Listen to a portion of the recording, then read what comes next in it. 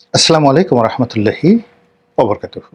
সম্মানিত দর্শক, বর্তমান সরকারের উপর আমেরিকান সরকারের বা আমেরিকার যে রাষ্ট্র ব্যবস্থা, তাদের কতটুকু প্রভাব রয়েছে, প্রতিপত্তি রয়েছে, এই বিষয়গুলো নিয়ে আলোচনা করব। তবে তার আগে আমাদের দেশের রাজনীতির যে দুর্ভাগ্য, সেই স্বাধীনতার পর থেকে আজ অবধি সেই দুর্ভাগ্যের তাড়নায় আমরা কখনো ভারতপন্থী সরকার হয়েছি, কখনো পাকিস্তানপন্থী সরকার হয়েছি, আর এখন আমেরিকার যুগ চলছে। শেখ হাসিনার পতনের পর মার্কিন ডিপ স্টেটের যে পলিসি, সেটি এখন রীতিমতো ওপেন সিক্রেট। শেখ হাসিনার সরকারের পতন ঘটানোর জন্য আমেরিকা তাদের রাষ্ট্রীয় তহবিল থেকে কত হাজার কোটি টাকা খরচ করেছেন তা ডোনাল্ড ট্রাম্প বলে দিয়েছেন। মার্কিন সাহায্য সংস্থা ইউএসএআইডি এবং এর বাইরে অন্য সব যে সকল এনজিও রয়েছে, দেশি এবং বিদেশি, সে সকল এনজিওর মাধ্যমে কিভাবে এই মার্কিন ডিপ স্টেট পলিসি ধীরে ধীরে শক্তিশালী করা হয়েছে। একদল বুদ্ধিজীবীকে টাকা দিয়ে তাদেরকে রীতিমতো বুদ্ধি, বেশ্যা এবং একই সঙ্গে মীর জাফর, জগৎ শেঠ রায় দুর্লভ রূপে তৈরি করা হয়েছে। তারা তাদের একটা ভাবমূর্তি তৈরি করেছে প্রথমে, যে এরা জ্ঞানী লোক, গুণী লোক, ভালো মানুষ। দ্বিতীয়ত হলো যে তারা আমেরিকার পক্ষে কথা বলেছে আর শেখ হাসিনার বিপক্ষে কথা বলেছে, আর দেশের মধ্যে একটার পর একটা ঝামেলা তৈরি করেছে। গত ৫-৭ বছর ধরে সভা সমিতি সেমিনারের নামে কোন সব কুলাঙ্গার, কারা এই দেশ বিরোধী কর্মকাণ্ডে লিপ্ত ছিল, আপনারা তাদের সবাইকে চেনেন, জানেন। এবং সম্ভবত প্রকৃতি আমাদের দেশকে আবার একটি সুযোগ দিচ্ছে যে আমেরিকার দালালদেরকে দেশ ছাড়া করা, তাদেরকে একেবারে যেভাবে আফগানিস্তানে তাদেরকে অপমান করা হয়েছে, তাদেরকে শাস্তি দেওয়া হয়েছে, তাদেরকে উলঙ্গ করা হয়েছে, তার চেয়ে জঘন্য অবস্থা বাংলাদেশে সম্ভবত তৈরি হতে চলেছে। আপনারা দেখবেন যে আমেরিকার যারা দালাল, চিহ্নিত দালাল, যারা আমেরিকার টাকা খেয়ে এদেশের সর্বনাশ করেছে, তারা দৌড়াবে, পাগলের মতো তারা দৌড়াবে, আর পেছন থেকে বিভক্ষ জনতা, বিক্ষুব্ধ জনতা, তারা তাদেরকে দাবরানি দেবে। তারপর প্রকৃতি ফয়সালা করবে। যদি ধরা পড়ে তারা জনতার হাতে, তখন কি হবে, আর তারা যদি পালিয়ে যেতে পারে তখন কি হবে, সেটা ভিন্ন প্রসঙ্গ। আমেরিকা বাংলাদেশের ব্যাপারে এই মুহূর্তে কেন এত আগ্রহী? মূল কারণ হলো বার্মা অ্যাক্ট। তারা যে কোনো মূল্যে বার্মার ভিতরে বা মায়ানমারের ভিতরে একটি রাষ্ট্র গড়তে চায়, মূলত এই অঞ্চলে চীন এবং ভারতের যে আধিপত্য, সে আধিপত্যবাদকে খর্ব করার জন্য। এজন্য তাদের সবচেয়ে বেশি দরকার, বা তাদের কাছে ভায়াবল, ফিজেবল যে ল্যান্ড, যে দেশটিকে বলা হয় বোকাদের স্বর্গ, মুনজালা। চীন দেশে গিয়ে আপনি দেখবেন যে বাঙালিদেরকে সবাই মুনজালা বলে, বোকাদের দেশ।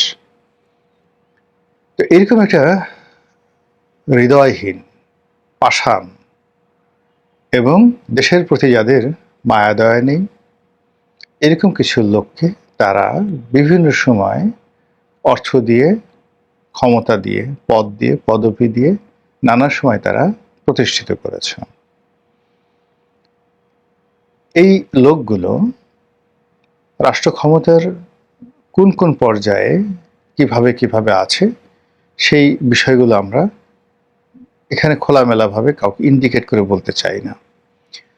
শুধু যে কথাটি দুঃখ ভারাক্রান্ত হৃদয়ে বলতে চাই, যে ডক্টর মোহাম্মদ ইউনূস আমাদের দেশে কেবল একজনই নন। একজনকে নোবেল পুরস্কার দেওয়া হয়েছে, কিন্তু এরকম অসংখ্য লোক আছে বাংলাদেশে, আনাচে কানাচে, শহরে বন্দরে, গ্রামে গঞ্জে, সেক্রেটারিয়েটে, এবং আরও স্পর্শকাতর জায়গাতে যারা বাংলাদেশে বসে বাংলাদেশেরটা খায়, বাংলাদেশেরটা পড়ে এবং তারা সবসময় আমেরিকার কথা চিন্তা করে। এবং তাদের সেই কুচক্রের কারণেই বাংলাদেশে একটা সফল তারা যে ডিপ স্টেটের সেই তারা করতে পারল। আমেরিকা যেভাবে বাংলাদেশকে একটা চুক্তির মাধ্যমে ফাঁসিয়েছে, তাও নির্বাচনের মাত্র অল্প কয়েকদিন আগে। সেই চুক্তি নিয়ে সারা বাংলাদেশের মানুষ এখন রীতিমতো বিক্ষোভে ফেটে পড়ছে। এখন প্রশ্ন হলো যে ডক্টর মোহাম্মদ ইউনূস জানতেন যে তিনি চলে যাবেন। 12 তারিখ ইলেকশন, 9 তারিখে তিনি এই চুক্তির স্বাক্ষর করলেন মাত্র 3 দিন আগে। কেন? আবার সেই সরকারের সবচেয়ে যাকে বলা হয় বিতর্কিত ব্যক্তি জনাব খলিলুর রহমান, তো সেই খলিলুর রহমানকে আবার বর্তমান সরকার তাদের পররাষ্ট্রমন্ত্রী হিসেবে রেখে দিলেন। এটা দ্বারা আমরা কি বুঝি? ইতিমধ্যে আপনারা দেখেছেন যে ডক্টর মোহাম্মদ ইউনূস সরকারের আমলে নেয়া যে সকল সিদ্ধান্ত আমেরিকার পক্ষে এবং আমেরিকার স্বার্থ সংশ্লিষ্ট অন্য সকল দেশের বিপক্ষে, তা প্রায় হুবহু বর্তমান সরকার চালু রেখেছে। আমরা সেন্ট মার্টিন দ্বীপ নিয়ে নানা রকম কথাবার্তা বলেছি। ওই সময় সৈয়দা রেজাওয়ানা হাসানকে আমরা ভীষণ রকম সমালোচনা করেছি, তাকে কেউ কেউ পলিথিন আপা বলেছে। কারণ কি? ইউনূস সরকার আসার সঙ্গে সঙ্গেই পরিবেশ রক্ষার নামে সেন্ট মার্টিন দ্বীপকে অবরুদ্ধ করে দেওয়া হলো। এমনকি প্রশাসনে যারা কর্তা ব্যক্তি, রাষ্ট্রীয় কর্মকর্তা যারা আছেন, তারাও সেখানে অবাধে যেতে পারবেন না। বছরের নির্দিষ্ট সময় স্পেশাল পাস নিয়ে তারপর নির্দিষ্ট সময়ের জন্য দিনের বেলায় সেন্ট মার্টিনে যেতে পারবেন। এই নিয়ম যখন করা হলো, তখন অনেকে বলা শুরু করলো যে এটা আমেরিকাকে লিজ দেওয়ার একটা তোড়জোড় চলছে, কিংবা আমেরিকা এখানে ঘাঁটি বানাবে ইত্যাদিতে নানা কথা। আর সরকারের পক্ষ থেকে বলা হলো যে এখানকার পরিবেশ রক্ষার জন্য এই কাজ করা হবে। আমরা সরকারের মুখপাত্র, পরিবেশ বিষয়ক মুখপাত্র এবং উপদেষ্টা সৈয়দা রেজাওয়ানা হাসানের 14 গোষ্ঠী উদ্ধার করলাম। কিন্তু আজকে যে ভিডিওটা করছি, ঠিক সেই সময়টাতে একটা পত্রিকার খবর হলো বর্তমান সরকার এবং বর্তমান পরিবেশ মন্ত্রী তিনি জনাব আব্দুল আল মিন্টু, তিনি দীর্ঘদিন আমেরিকার নাগরিক ছিলেন, আমেরিকাতে থেকেছেন, আমেরিকান কৃষ্টি এবং কালচার তার মুখস্থ। এবং অবাক করার ব্যাপার হলো যে তিনি সবচেয়ে ভালো করতেন যদি তিনি বাণিজ্য মন্ত্রী হতেন। তো বাণিজ্য মন্ত্রী না বানিয়ে তাকে বানানো হয়েছে পরিবেশ মন্ত্রী। কেন? রেজাওয়ানা হাসানের অসম্পূর্ণ কাজ করার জন্য, নাকি এমনি এমনি? ঘটনা যাই হোক না কেন, সেই জনাব আব্দুল আল মিন্টু তার একটি বক্তব্য শুনলাম, তিনিও বলেছেন যে এখানকার পরিবেশ রক্ষা করতে হবে যে কোনো মূল্যে, এবং এই জন্য আগের সরকারের আমলে যে নিয়ম ছিল, ডক্টর মোহাম্মদ ইউনূস সরকারের আমলে সেই একই নিয়ম এখনো বলবৎ থাকবে সেন্ট মার্টিনে যাওয়া এবং আসার ক্ষেত্রে। ভালো কথা। ইতিমধ্যে বিমান পরিবহন এবং পর্যটন মন্ত্রী যিনি আছেন, মূলত প্রতিমন্ত্রী তিনি, কিন্তু মন্ত্রীর চাইতেও তিনি প্রভাবশালী। এর কারণ হলো তার সঙ্গে প্রধানমন্ত্রীর সম্পর্ক খুব ভালো। বিগত দিনে তিনি হাওয়া ভবনের খুবই ঘনিষ্ঠজন ছিলেন। রশিদুজ্জামান মিল্লাত, তারপর বিএনপির যে কিচেন ক্যাবিনেট রয়েছে, সেই কিচেন ক্যাবিনেটের অত্যন্ত ঘনিষ্ঠ একজন ব্যক্তি। তাকেও দায়িত্ব দেওয়া হয়েছে বেসামরিক বিমান চলাচল এবং পর্যটন মন্ত্রণালয়ের। এখানে একজন মন্ত্রী আছেন, সেই আফরোজা খানম রিতা।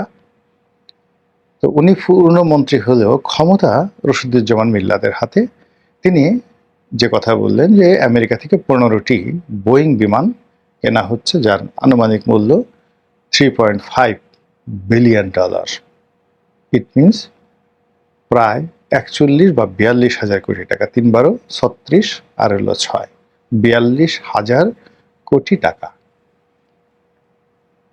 যেখানে তেল কেনার জন্য $3 বিলিয়ন ঋণ করতে হবে, এবং সেই ঋণ IMF দিচ্ছে না, বিশ্বব্যাংক দিচ্ছে না, পাগলের মতো হয়ে গেছে। সেখানে বাকিতে, দীর্ঘমেয়াদে বাকিতে বিমান কিনতে হবে।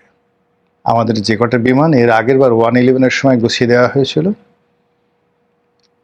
মানে বিগত 111-এর সময় মঈনুদ্দিন ফখরুদ্দিনের সময় এই আমেরিকা একইভাবে অনেকগুলো বিমান আমাদের উপর গুছিয়ে দিয়েছিল। তখন এই বিমানগুলোর দাম ছিল প্রায় $4.5 বিলিয়ন। তো সেই বিমানগুলোই আমরা এখনো পর্যন্ত কাজে লাগাতে পারছি না। এটা নষ্ট হয়, ওটা চলে না, রুট পাওয়া যায় না, লাভজনক না, সাবসিডি দিতে হচ্ছে। হাজারো সমস্যা যখন বিমানকে কুড়ে কুড়ে খাচ্ছে, আর বিশ্ব এভিয়েশন ব্যবসা যখন ধসে নেমেছে, বড় বড় এভিয়েশন কোম্পানিগুলো, সেখানে এমিরেটসের মতো কোম্পানি, লুফথানসার মতো কোম্পানি, সিঙ্গাপুর এয়ারলাইন্সের মতো কোম্পানি যেখানে মুখ থুবড়ে পড়েছে, যেখানে থাই এয়ারওয়েজ দেউলিয়া হওয়ার মতো পর্যায়ে পৌঁছে গেছে, মালয়েশিয়ান এয়ারওয়েজ যেখানে যাকে বলা হয় তাদের নুন আনতে পান্তা ফুরোচ্ছে, সেখানে আমরা বাঙালি আমেরিকার এজেন্ট হয়ে, আমেরিকার দোসর হয়ে আমাদের যে ডিপ স্টেট পলিসি, সেই ডিপ স্টেট পলিসির যে মাস্টার প্ল্যান, সেই মাস্টার প্ল্যান অনুযায়ী আমাদেরকে বিমান কিনতে হচ্ছে। এ কথা কাকে বলবো? এ দুঃখ কিভাবে ঢেকে রাখবো? এবং এই ব্যাপারে কথা না বলে কিভাবে চুপ থাকবো, এটা আমি বুঝতে পারছি না। আল্লাহর কাছে সাহায্য চাই। আল্লাহ, তুমি বাঙালি জাতিকে পানাহ দান করো, সাহায্য করো। যেটা বলছিলাম যে এরশাদ জমানা, বঙ্গবন্ধু জমানা, জিয়াউর রহমান সাহেবের জমানা, প্রতিটি সরকারই আমেরিকার তাবেদার থাকে। বড় বড় মন্ত্রী বড় বড় জায়গাতে, সচিবালয়ে সচিবদেরকে তারা কিনে ফেলে, বড় বড় জেনারেলকে তারা কিনে ফেলে, তারা কু ঘটায়। তারা যাকে পছন্দ না হয় তাকে মেরে ফেলে, সে রাষ্ট্রপতি হোক কিংবা প্রেসিডেন্ট হোক, প্রধানমন্ত্রী হোক বা অন্য যে কেউ। তারা যাকে ইচ্ছা তাকে ক্ষমতাচ্যুত করে। ফলে আমাদের দেশে যারা ক্ষমতা লোভী মানুষ, ক্ষমতা যেতে চায় পরিশ্রম না করে, রাজনীতি না করে, তারা আমেরিকার পা ধরে। আমেরিকার রাষ্ট্রপতি নয়, মন্ত্রী নয়, আমেরিকার যিনি রাষ্ট্রদূত, তার জুতো মাথায় করে টানার জন্য আমাদের দেশে লাইন দেবে এরকম মানুষের অভাব নেই। নিজের সবচেয়ে প্রিয়তম তাদেরকে বিসর্জন দেবে, বউ তালাক দিয়ে ফেলবে কেবলমাত্র ক্ষমতার জন্য। এমন লোক আমাদের দেশে কি খুব কম আছে না বেশি আছে? আপনার একটু প্রশ্ন করেন নিজেকে। এই যে রাষ্ট্রদূতদের পিছনে ঘোরা, আমেরিকার তাবেদার হওয়া, এগুলো করে বিভিন্ন সময় তারা যে মানুষ সুযোগ সুবিধা পায়নি, মন্ত্রী হয়নি, MP হয়নি, তারপরে আমেরিকাতে স্থায়ী গ্রিন কার্ড পায়নি, পরিবার পরিজন নিয়ে বাংলাদেশ থেকে যখন তারা মানে পালিয়ে গেছেন, সেখানে তারা আমেরিকাতে আশ্রয় লাভ করেছেন, এরকম ঘটনা কি ঘটেনি? কোথায় মঈনুদ্দিন সাহেব, কোথায় ফখরুদ্দিন সাহেব? তারা কি এখন আমেরিকা নয়? কোথায় ব্রিগেডিয়ার সেই বাড়ি সাহেব? সব আমেরিকাতে। তো কাজী আমেরিকা যেভাবে খেলে যাচ্ছে, এই খেলা বন্ধ করতে হলে একজন ফিদেল ক্যাস্ট্রো হওয়ার দরকার আছে, চে গুয়েভারার মতো ইমান দরকার আছে, একজন নেলসন ম্যান্ডেলার মতো শিক্ষিত এবং ব্যক্তিত্ববান রাজপুরুষের দরকার আছে। লেধু গেধু ধলা এদের মতো মানুষ সাধারণত বিভিন্ন গোয়েন্দা সংস্থার এজেন্ট হয়, এবং এই সমস্ত নিম্ন পরিচয়ের, নিম্ন জাতের, নিম্ন শিক্ষার, অশিক্ষিত কুলাঙ্গার যে সমস্ত মানুষ রয়েছে, তারাই দেশের স্বার্থ জলাঞ্জলি দেওয়ার জন্য মানে আমেরিকাকে নিজেদের কিবলা বানিয়ে ফেলে। এ সকল শয়তানরূপী মানুষের কবল থেকে এবং বিশ্ব সাম্রাজ্যবাদীর মোড়ল আমেরিকার কবল থেকে আমাদের প্রিয় মাতৃভূমিকে আল্লাহ রক্ষা করুন, হেফাজত করুন। আসসালামু আলাইকুম ওয়া রাহমাতুল্লাহি ওয়া বারাকাতুহু।